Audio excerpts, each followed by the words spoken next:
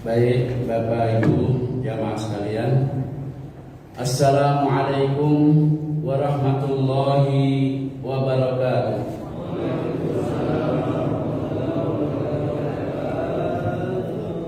Bismillahirrahmanirrahim.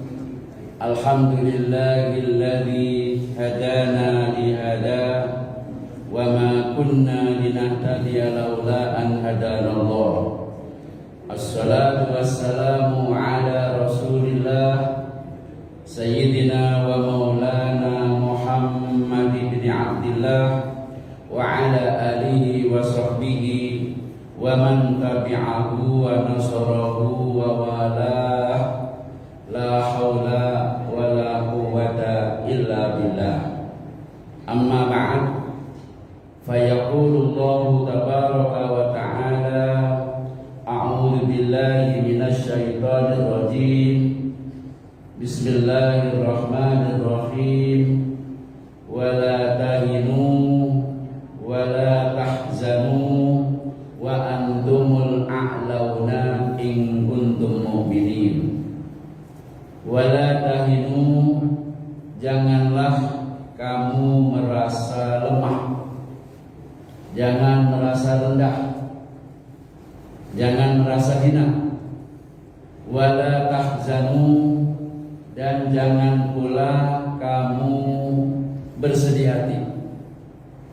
Wa antum, oleh karena kamu semua al-a'launa, adalah orang-orang yang prestisius, orang-orang yang paling tinggi derajatnya, in kuntum mu'minin, jika benar-benar kamu menjadi orang-orang yang beriman.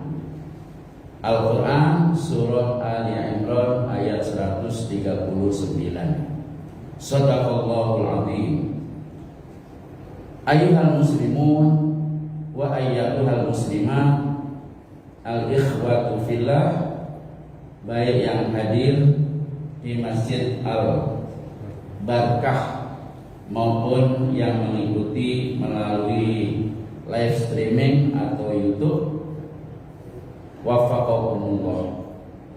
Alhamdulillah wa syukurillah, pada pagi hari ini kita berada di Ahad terakhir, Ahad kelima bulan Mei, tepatnya 29 Mei tahun 2022 miladiyah, yang bertepatan hari ini kita berada di tanggal 28 Syawal tahun 1443 Hijriah. Oleh karenanya, mari sama-sama kita bersyukur kepada Allah atas segala nikmat yang dikurniakan kepada kita, sehingga pada pagi hari ini kita dapat mengikuti Al-Halaqah Al-Islamiyah yang secara rutin diadakan oleh pengurus Masjid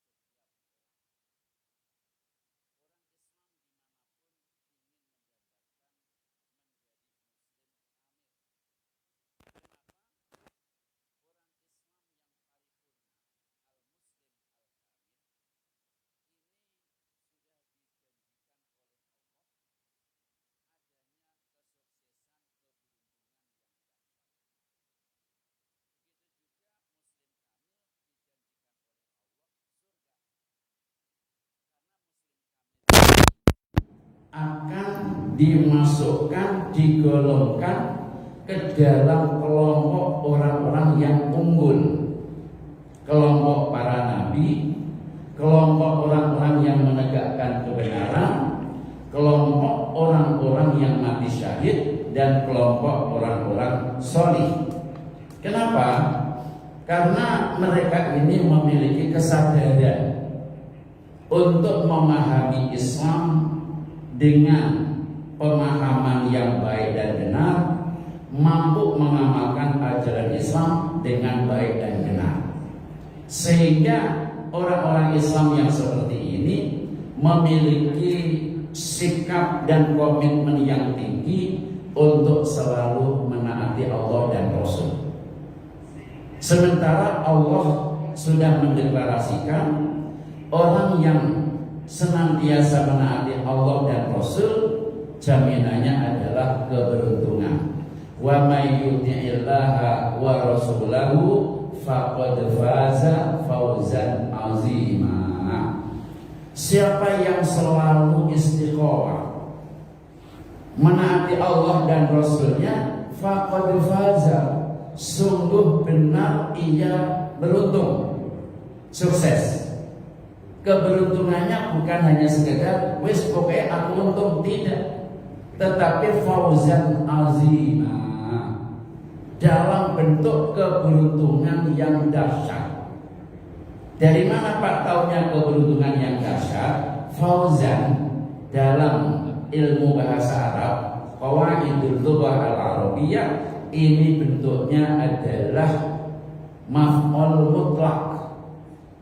Apa itu maf'ul mutlak? Isim masdar, faza yafuzu fauzun, kemudian dibaca nasab menjadi fauzan. Dia hadir setelah didahului oleh fi'ilnya, faqad faza, ini fi'ilnya, kemudian fauzan isim masdar dibaca nasab, hadir setelah fi'ilnya, maka ini namanya maf'ul mutlak. Nah, karena di sini diberi sifat azimah, maka model keberuntungan, kesuksesan yang Allah berikan kepada mereka yang menaati Allah dan Rasul adalah azimah, kesuksesan yang amat sangat dahsyat. Azim itu bentuknya sighah mubalaghah. Maknanya sighah mubalaghah adalah memiliki makna amat sangat-sangat. Kesuksesan yang amat sangat dahsyat ini Allah berikan kepada orang yang memiliki kesadaran, kerelaan, komitmen, konsisten menaati Allah dan Rasul.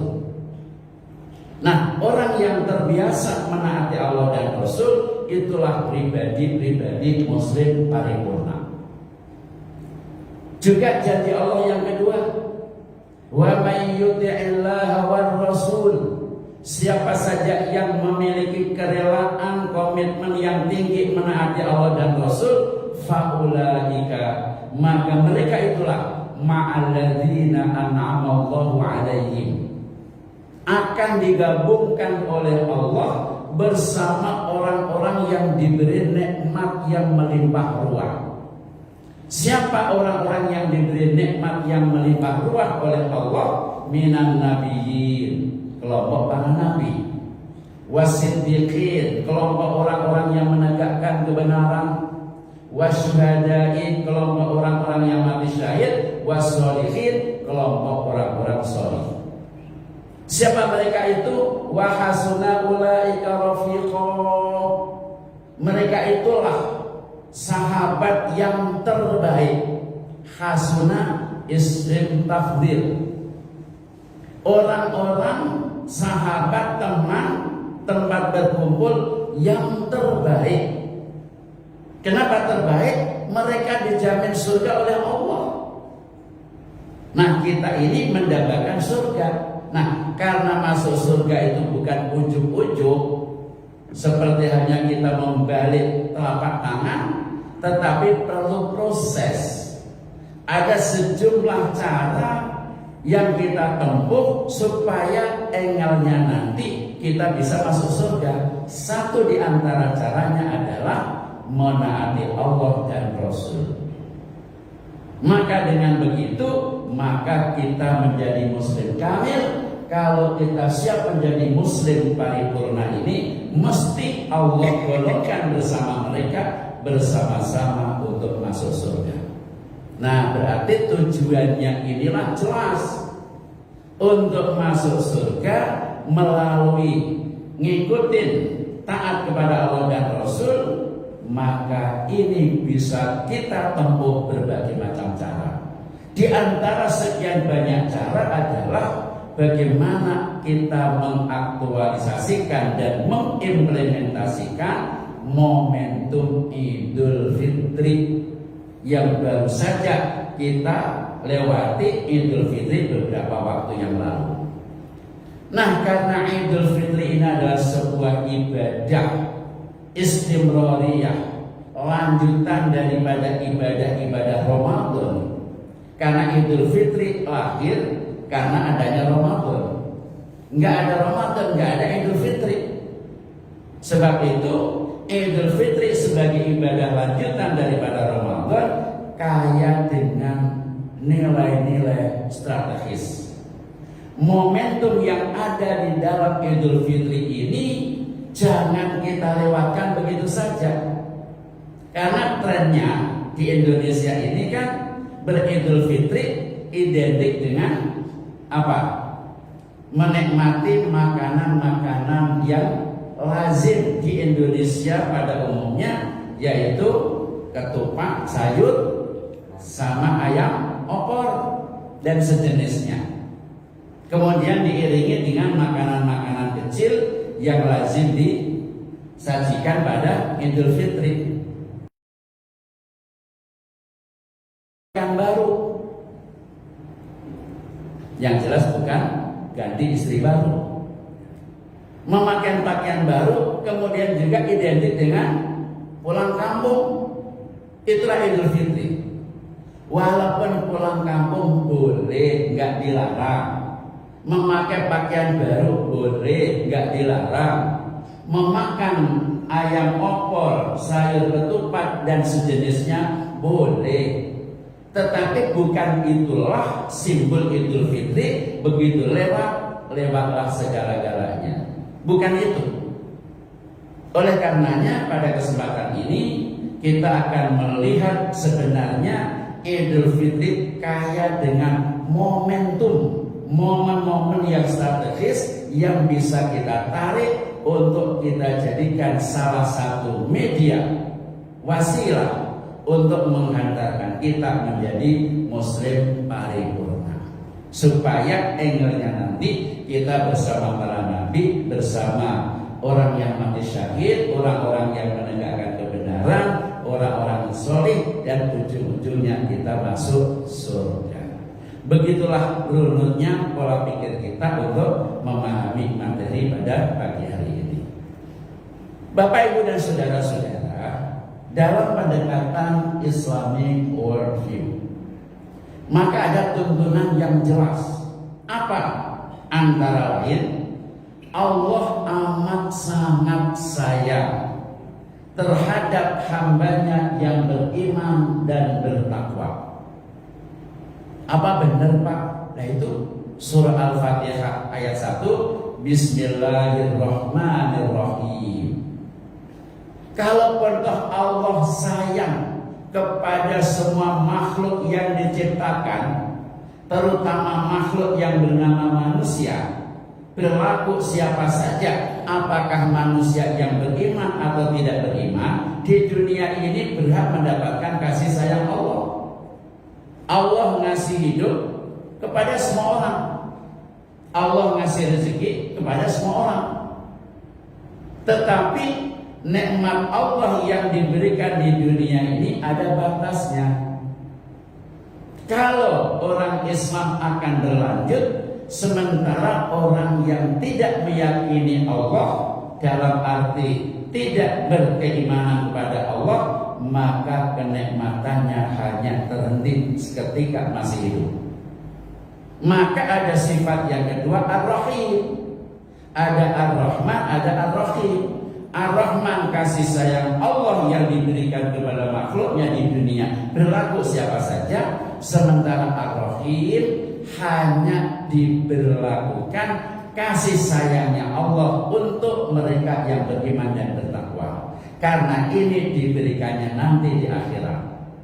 Apa bentuk kasih sayang Allah di akhirat? Menikmati kehidupan surgawi, khalidina fiha abada.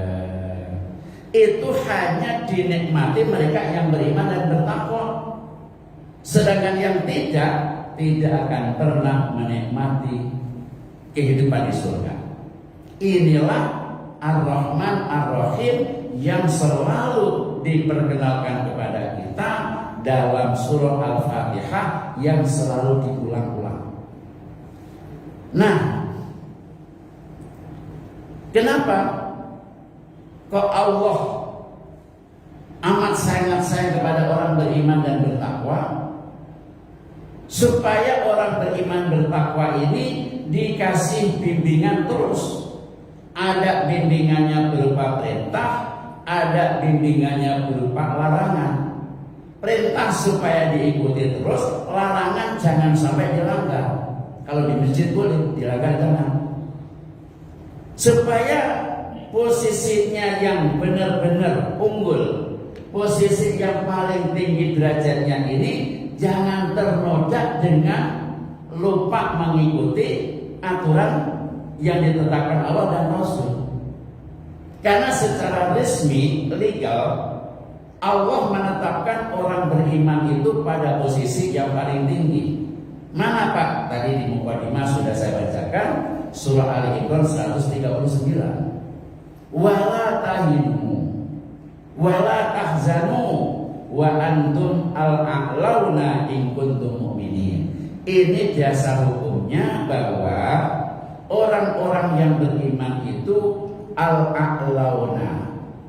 Nah, supaya orang beriman dan bertakwa ini posisinya paling tinggi, jangan sampai keluar jalur, mulai dari sejak mukallaf sampai dengan akhir. Maka Allah ngasih bimbingan. Ya ayyuhalladzina amanu, yang baru saja kita lewati, kutiba alaikumusiyam.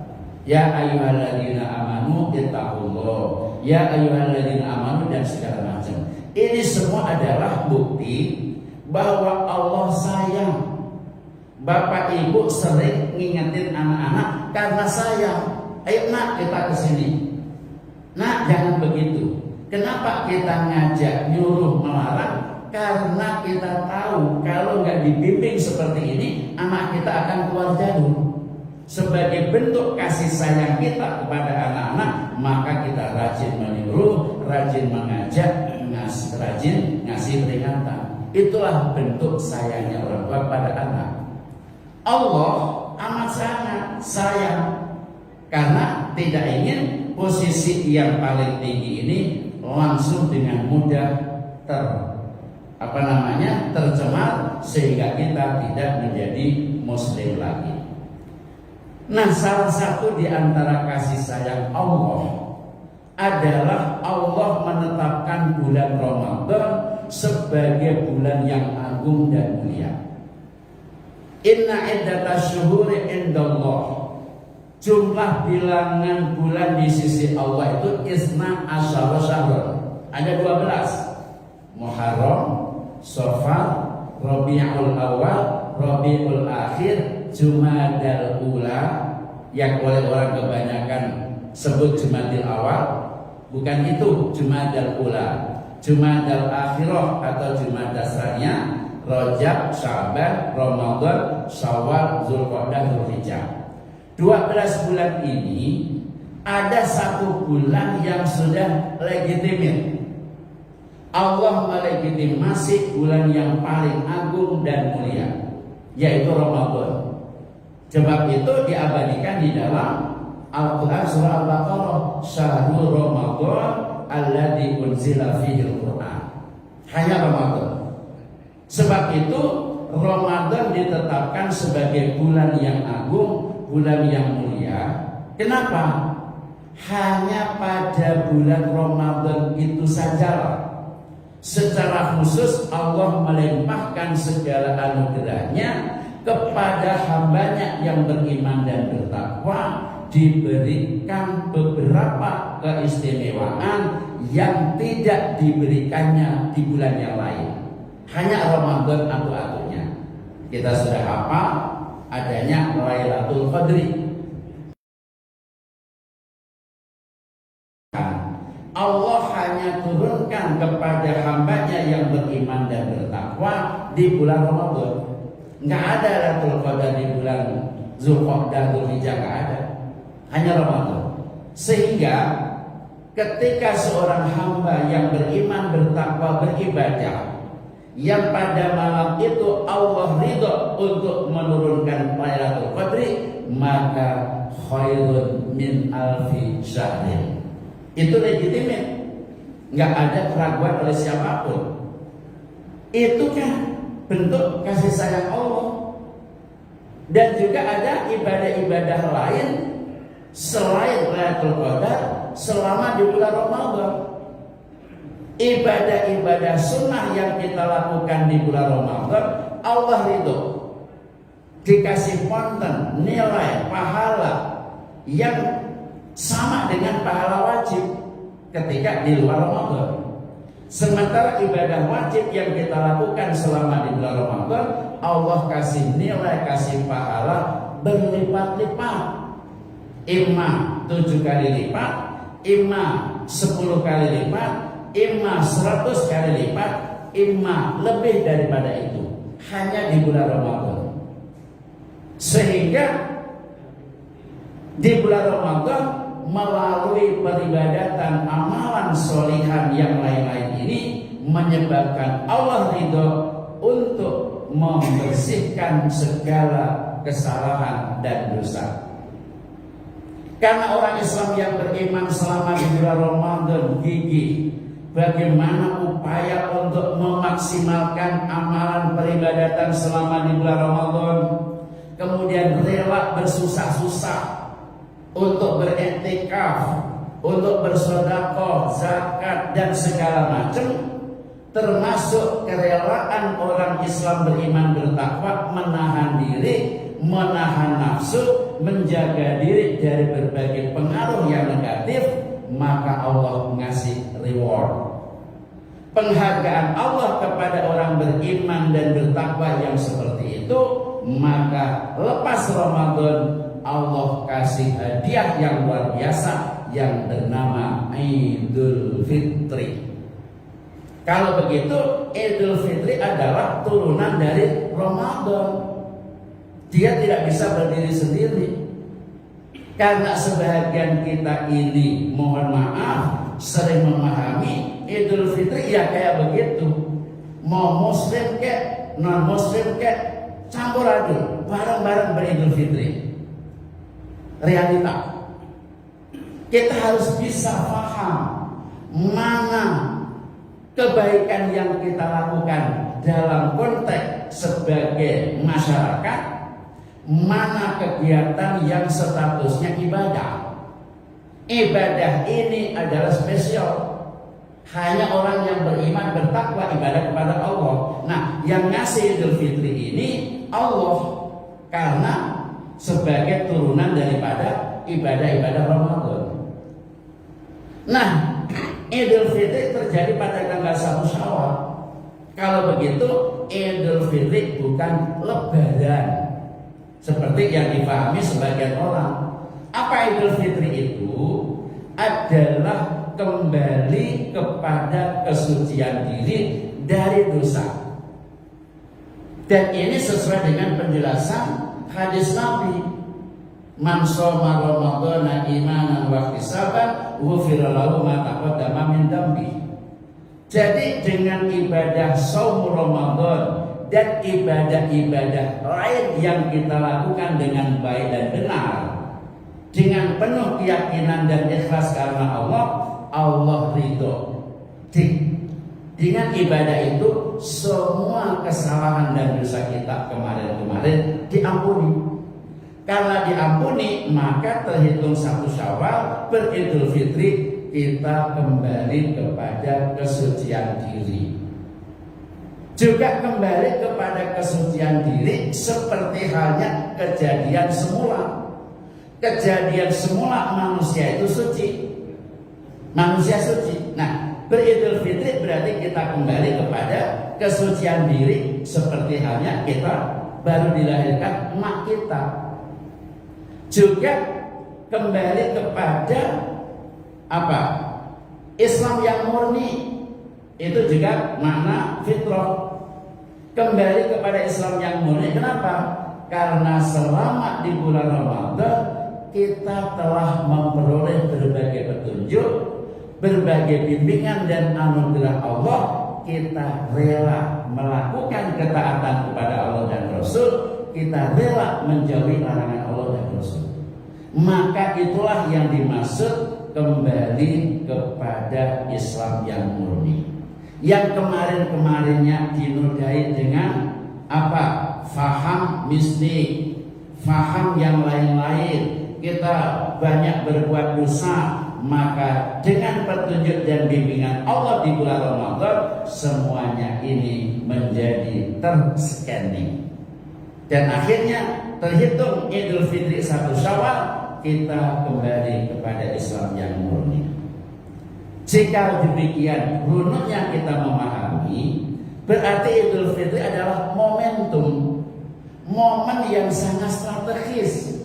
Sudah kembali kepada kesucian diri sebagai manusia, kembali kepada kesucian diri dari berbagai kesalahan dan dosa, kembali kepada Islam yang murni. Ini kan suasana Idul Fitri, Pak. Seperti yang tadi runutnya. Maka Idul Fitri kaya dengan momentum. Momentum yang ada di dalam Idul Fitri ini harus kita maksimalkan dengan sebaik-baiknya untuk kita tindak lanjuti pasca Idul Fitri sebagai bentuk istimroriyah, kontinuitas, keberlanjutan dari ibadah-ibadah kemarin. Jangan sampai begitu Ramadan sudah istimewa, Idul Fitri bersenang-senang, habis itu lewat. Dan ini realita. Yang biasanya berbisnis, yang biasanya dia berdagang, mempraktekkan cara-cara yang tidak syar'i. Yang mereka berpolitik, ketika Ramadan dia pokoknya heboh balinya setengah urip, Idul Fitri juga sama. Begitu setelah itu politiknya juga dengan politik yang tidak jelas. Begitu juga berbangsa bernegara. Bahkan yang lebih cenderung adalah bagaimana mencoba untuk mensinergikan faham amalan peribadatan yang cenderung harus bersama-sama dalam hal ibadah. Inilah salah satu realita yang saya dengan hormat kepada kita semuanya, mari mencoba mengenali syar'i ini dengan pendekatan Islamic worldview, supaya momen Idul Fitri yang begini hebat ini jangan mudah dinodai. Sayang Pak, Ibu, kalau kita sudah kembali standar kok, kembali normal, masa dinodai lagi? Iya, kalau sampai ketemu Ramadan yang akan datang. Kalau kita dipanggil Allah ujuk-ujuk sebelum Ramadan sudah wafat meninggal, bagaimana kita? Kan sudah pintu taubat tertutup. Nah, sebab itu untuk menggiring kita menjadi muslim paripurna, kita tarik momentum yang strategis Ramadan ini, kita jadikan sebagai media untuk menghantarkan diri kita menjadi muslim paripurna. Apa sih muslim paripurna? Kalau kita mengambil referensi di beberapa kitab, antara lain Ensiklopedi Pengetahuan Al-Quran dan Al-Hadis, maka memberikan penjelasan-penjelasan. Antara lain, muslim paripurna itu adalah muslim, orang Islam. Kita nggak akan mengganggu orang lain, kita nggak bawa-bawa orang lain. Muslim kamil, muslim paripurna adalah muslim, orang Islam yang mampu memahami ajaran Islam, mampu mengamalkan ajaran Islam pada tataran totalitas. Dia memahami ajaran Islam yang aspek akidah, syariah, muamalah, kemudian juga kaitannya dengan Allah, hablum minanas, hablum minallah. Dia tidak pilih-pilih yang dipelajari, kemudian diamalkan dalam kehidupan sehari-hari. Apakah yang kita pahami untuk urusan pribadi, bagaimana menjaga diri, bagaimana menutup aurat, bagaimana mengkonsumsi makanan untuk diri kita, juga untuk keluarga, bagaimana kita bertanggung jawab kepada keluarga, kewajiban kita seperti apa, bagaimana supaya jangan sampai keluarga kita ini masuk neraka gara-gara kita lalai. Atau masyarakat bermasyarakat, bagaimana supaya teman, sahabat, tetangga kita ini bisa merger, bisa musyarakah ta'awuniyah, ta'awun alal birri wal taqwa, bukan malah sebaliknya. Ini kan tuntunan Islam sudah mengajarkan itu. Termasuk kita melaksanakan kegiatan kehidupan sesuai dengan profesi, bidang, dan kemampuan keterampilan kita.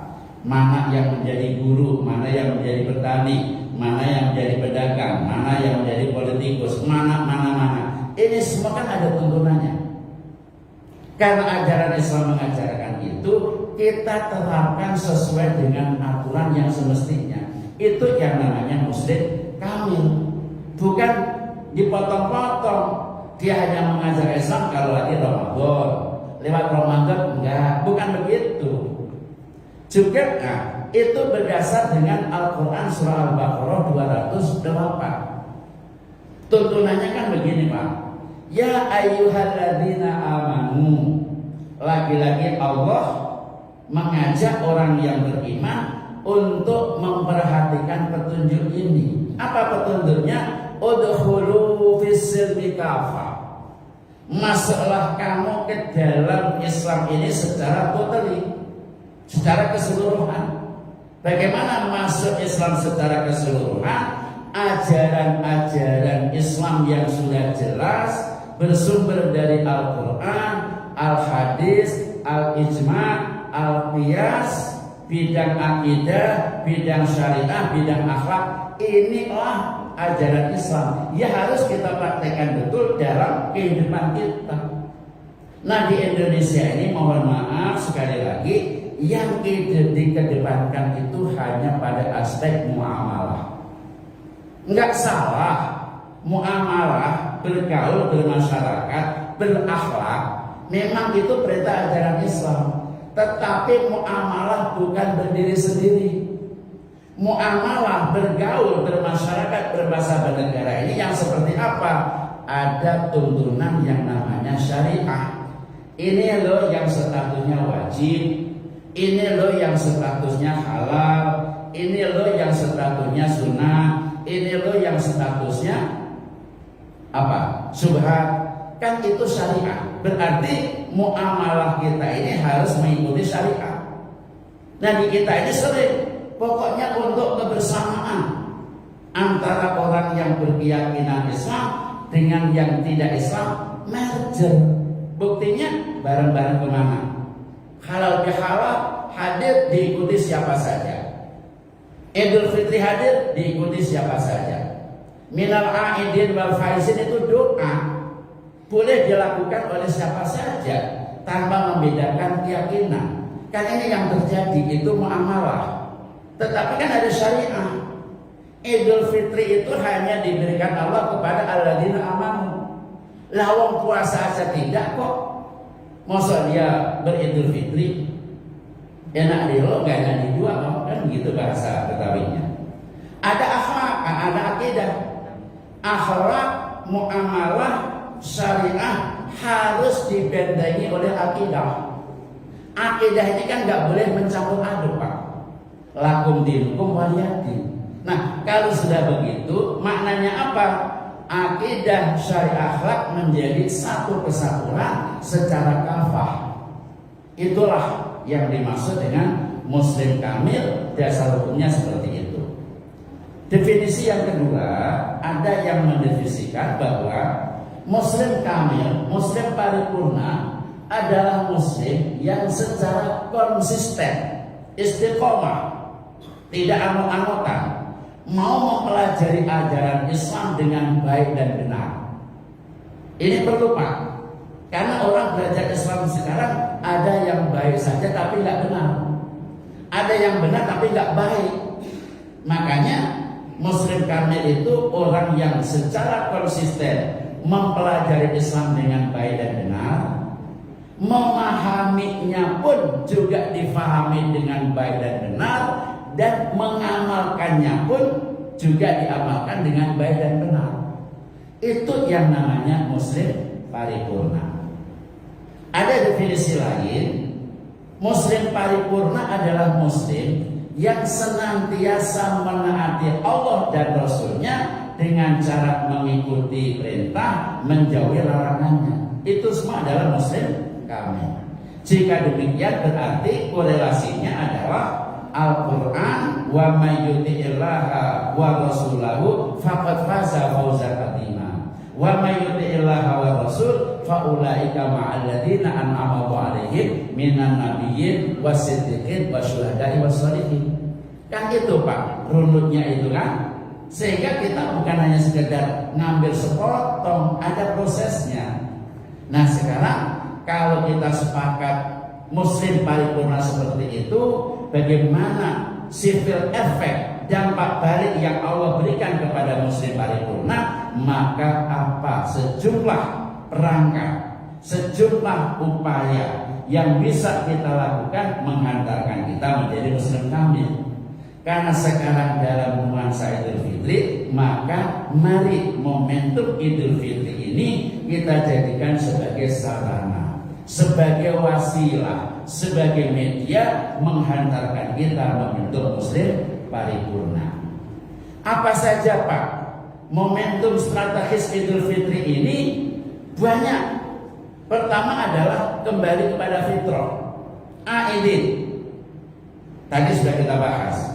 Karena kembali kepada fitrah adalah momen yang sangat penting dan strategis, maka momen ini kita jadikan sebagai media, dilestarikan, diisi dengan berbagai amalan, kegiatan, peribadatan yang murni. Karena kita sudah murni, jangan sampai dinodai dengan berbagai perbuatan yang mengandung unsur dosa. Tuh kan? Jelas kan Pak Ibu? Momentum kedua adalah kemenangan sejati, faizin. Kan doanya minal aidin wal faizin. Ini adalah jumlah doaiyah, kalimat berbahasa Arab yang mengandung unsur doa. Apa intinya? Minal aidin itu kan jar majrur Pak. Dalam ilmu Qawaidul Lughah Al-Arabiyah, jumlah ini namanya syibhul jumlah, menyerupai jumlah. Setiap kalimat ada huruf jar, ada dzaraf. Min itu huruf jar, minal aidin itu jumlah syibhul jumlah. Mesti ada kalimat yang dibuang. Untuk apa? Efektivitas kata itu, kalimat itu. Kalau diaslikan, ja'alanallahu wa iyyakum minal aidin wal faizin. Asalnya begitu. Ja'alanallahu, semoga Allah, kita yang berdoa, Allah yang kita mintai doa, Anda semua yang kita doakan, semoga Allah menjadikan kita semua minal aidin, termasuk min ini adalah ditab'id, termasuk mereka yang kembali kepada fitrah. Kan doa yang berdoa kan kita, yang meyakini Allah kan orang Islam. Maka yang berhak mengucapkan doa minal aidin wal faizin adalah orang beriman dan bertakwa. Sementara mereka yang tidak beriman bertakwa kepada Allah tidak punya hak untuk mendoakan itu. Lalu hanya beda kok. Kan begitu Pak. Sama dengan Assalamualaikum warahmatullahi wabarakatuh. Yang kita mintakan Allah, yang kita mintai. Isinya minta semoga keselamatan, kasih sayang dan keberkahan Allah. Lagi-lagi Allah. Alaikum terlibat kepada Anda. Begitu juga minal aidin wal faizin. Yang aslinya adalah ja'alanallahu wa iyyakum minal aidin wal faizin. Semoga Allah menjadikan aku dan Anda termasuk mereka yang kembali kepada fitrah dan mereka yang sukses dan beruntung. Itu makna daripada minal aidin wal faizin. Jangan baca transliterasi, Pak. Di kita ini kan umumnya transliterasi dalam bahasa kita, sehingga translate-nya banyak yang salah. Minal aidin wal faizin, minal aidin wal faizin, macam-macam. Karena apa? Itu bukan bahasa kita. Minal itu ain, kita nggak punya ain. Itu ada mat, ada bunyi panjang. Kita nggak ada bahasa kita bunyi panjang. Saya pergi ke, nggak ada kayak begitu. Saya pergi ke Mesir, nggak ada mat. Bahasa Arab punya minal aidin, itu isim fa'il dan bentuknya jamak mudzakkar salim. Jamak itu gabungan. Di bahasa kita nggak ada kayak begitu, Pak. Wal faizin, yang depan itu dal, din, yang belakang itu zin. Minal aidin wal faizin. Itu maknanya adalah semoga Allah menjadikan aku dan Anda semua termasuk orang-orang yang kembali kepada fitrah dan orang-orang yang meraih kemenangan sejati. Kan ini doa yang luar biasa, Pak. Nah, maka di samping momentum kembali kepada fitrah tadi, momentum yang kedua adalah faizin, kemenangan sejati. Kenapa? Selama di bulan Ramadan kita memiliki semangat untuk mengendalikan hawa nafsu dari segala yang membatalkan puasa. Kita menjaga diri dari godaan setan yang cenderung menyesatkan. Nah, maka selama itu kita menyelesaikan dengan baik. Terhitung 1 Syawal, Idul Fitri, kita masuk kelompok orang-orang yang meraih kemenangan. Nah, peluang strategis inilah yang harus kita bawa selanjutnya. Keandalan membawa diri seperti itulah harus kita tindak lanjuti. Jangan mudah terpengaruh nafsu, jangan mudah terkena tipu daya setan. Momentum yang ketiga adalah interpersonal skills, kecakapan berinteraksi dan berkomunikasi. Kenapa, Pak? Realita bagaimana begitu Idul Fitri, kita ini memiliki sikap yang luar biasa. Ketemu orang lain senyum. Habis itu mohon maaf Pak ya, yang disusun dalam kalimat bahasa kita, mohon maaf lahir dan batin. Dengan sikap yang begitu santun, dengan keadaan yang begitu hebat, diiringi dengan doa lagi. Taqabbalallahu minna wa minkum.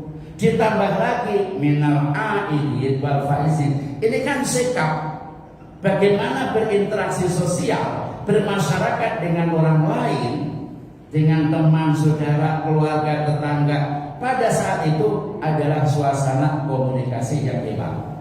Tidak ada tedeng alih-alih. Nah, hubungan interaksi sosial yang semacam itu jangan hanya terputus hanya di Idul Fitri. Habis itu saling mencaci, habis itu saling menjatuhkan, habis itu saling mengadu. Bukan begitu.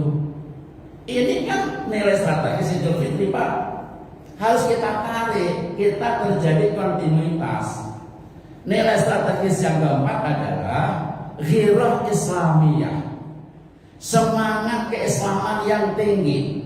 Karena Idul Fitri ini adalah keberlanjutan dari Ramadan. Bagaimana Ramadan ini semangat keislaman kita itu optimal. ke masjid enteng banget, ngejalanin ibadah di malam hari enteng banget, ngejalanin memberi enteng banget, bahkan iktikaf di masjid itu enteng banget kok. Kita untuk khatmul Quran enteng. Semua peribadatan selama Ramadan ini kita sudah punya semangat yang tinggi. Nah, semangat setinggi ini kan langsung dikasih award oleh Allah, Idul Fitri. Maka momentum semangat keislaman ini jangan berhenti ketika sudah Idul Fitri. Harus ditarik terus, Pak. Nanti kita ini kan modelnya beda.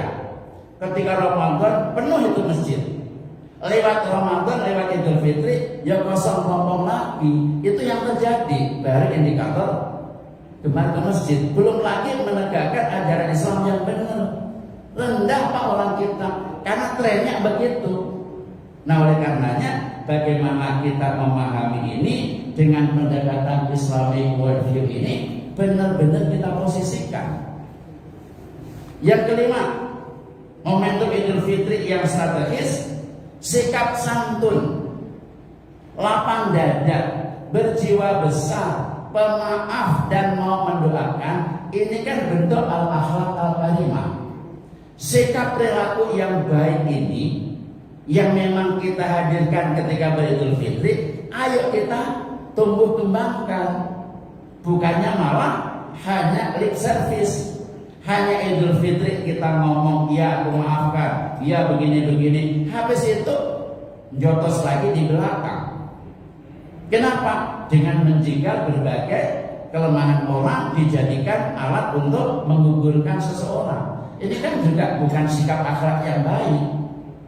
Kalau memang kita sudah berakhlak yang baik, ditumbuh kembangkan supaya akhlak yang sudah baik sudah kita biasakan Ramadan, finally di Idul Fitri, ayo kita tancapkan lagi terus nyambung. Itulah yang dimaksud dengan momentum strategis.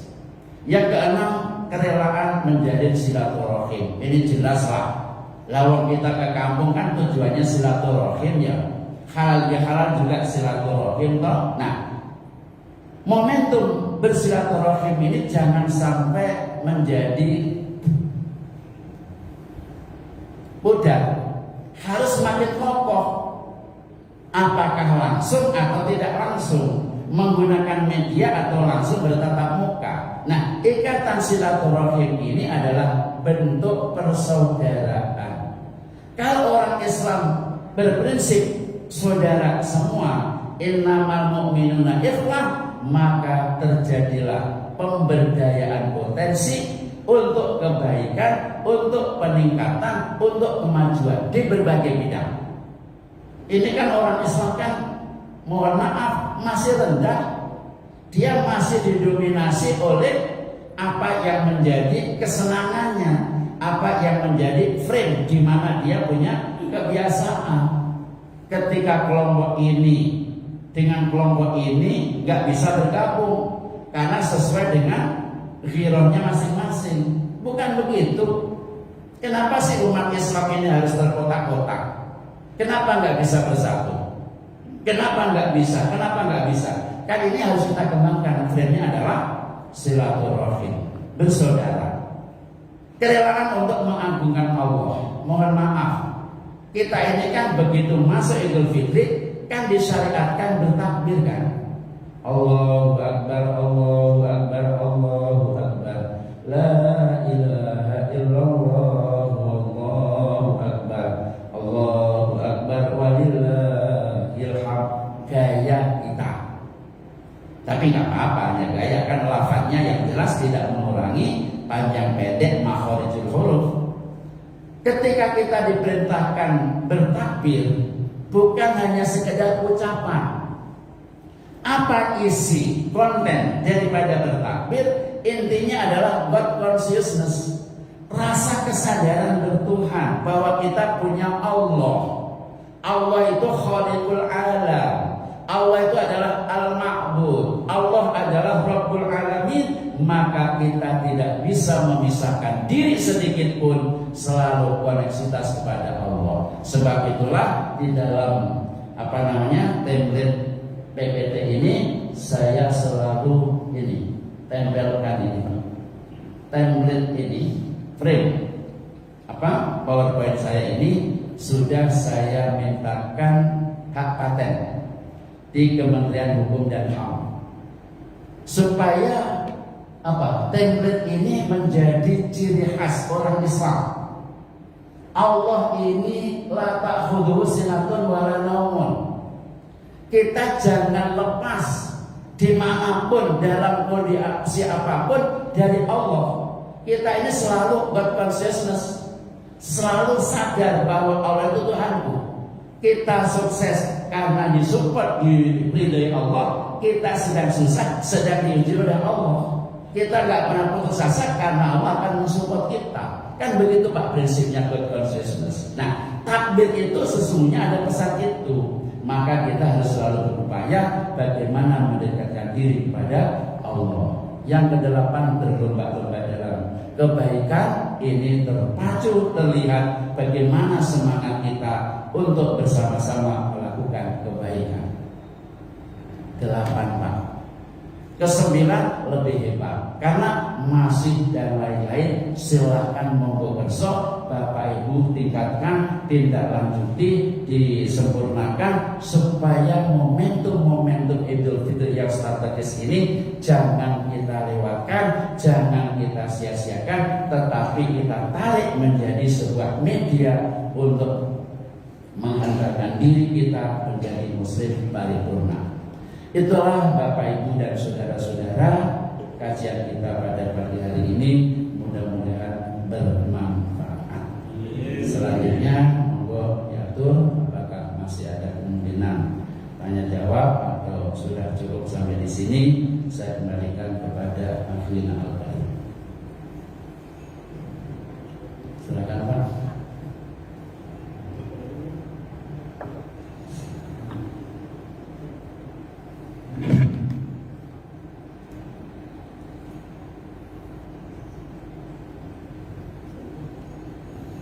Ada?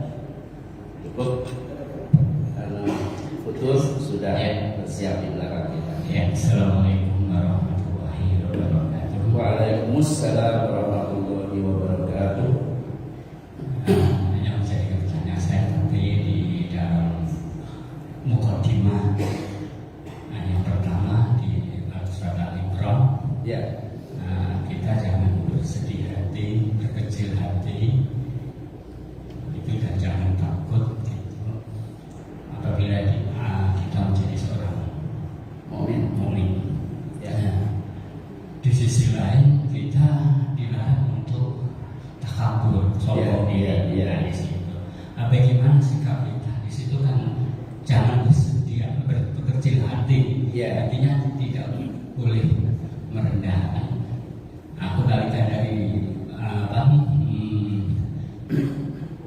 kecil hati kan besar hati gitu, sombong istilahnya. Maka di sisi lain Allah melarang untuk kita sombong.